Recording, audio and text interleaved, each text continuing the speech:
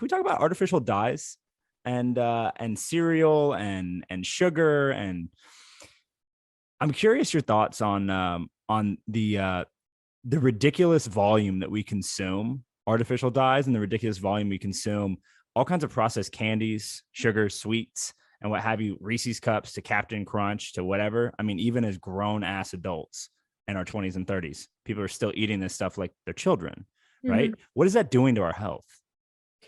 So the artificial stuff, that kind of goes back to like that label reading, right? If you look at Mhm. something and you're like, I don't even know what that is, or I can't even Mhm. pronounce that. I have no idea what that is.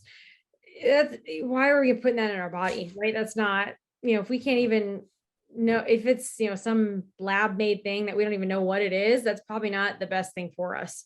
So it's definitely, you know, I guess, from the flip side, it is approved by the FDA, right? So it is approved. However, is it the healthiest option? In my opinion, no. Not your best option. Choosing more of your whole foods is going to be your best choice. If I know it's not realistic to never eat something that comes from a package, right? But if you look the ingredients list, you know what's in it. There's like, a short and sweet list. Okay, that's fine.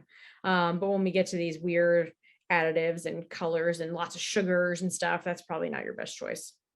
So, if you're saying that things that have like wild ingredient lists aren't your best choices, would you say that you still drink Starbucks? So I personally, so we got an espresso recently, Mhm. and so now we're just like, coffee addicts at home, which, Mhm. but Starbucks, they have like tons of lots of sugars and flavors and other stuff in them too. But if you're going to go there and just get like a coffee or a tea or, something, okay.